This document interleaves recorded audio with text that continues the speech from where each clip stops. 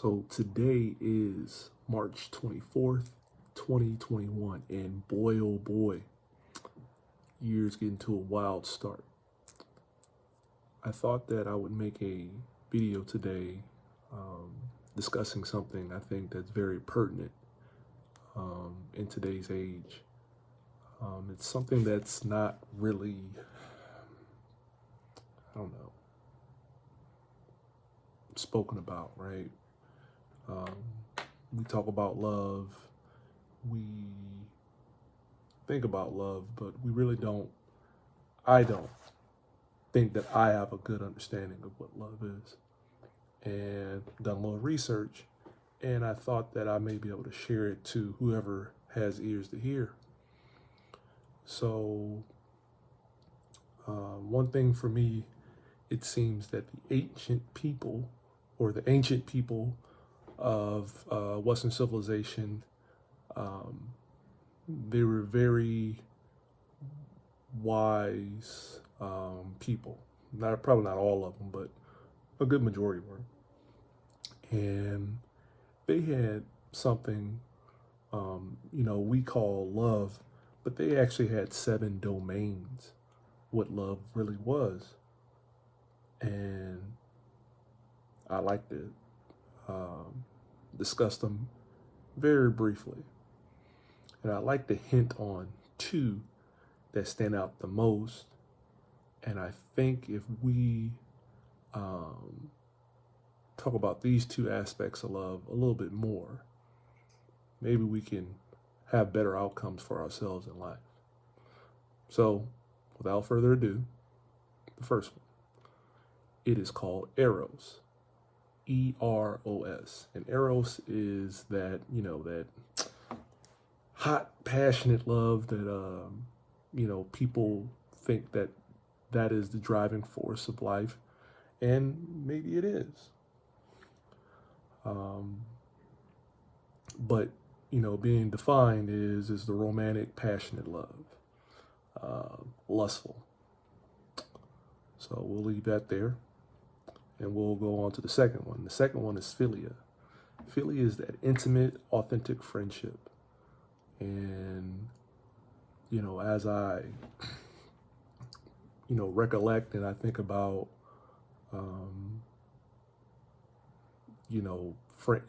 friends and family, you do have authentic friendships with people, and this could be a variation of what love is. The third one is ludus. Is this playful, flirtatious love? Something that's, I didn't even know that was considered love to an extent, but according to the Greeks, this was. And Sturge is the 4th domain, and this is the unconditional, this is the love that you would get from your family.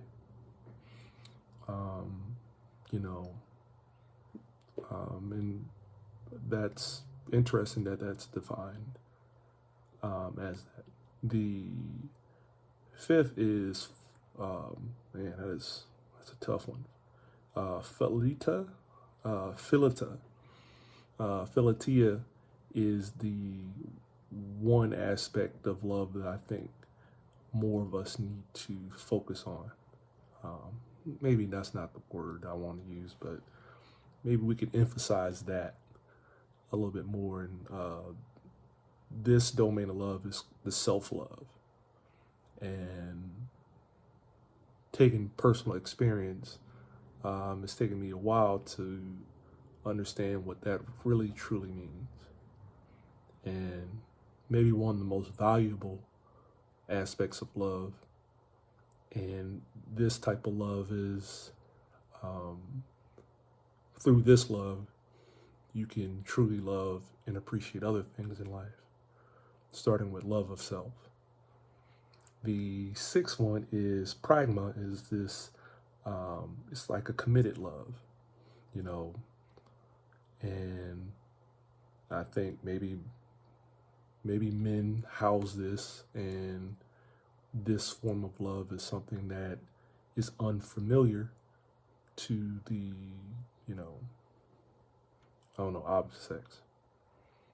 but it's the committal. It's the grunt work of aspect of love, and I think that's kind of interesting that they would define it as such. And then the seventh one, the Catalina wine mixer of love, is called agape. Now, the first time I've heard of this term while I was in church, non-denominational Baptist, in any church you're going to hear about this, but the definition of agape is something that's very eye-opening, and it's a universal, empathetic love.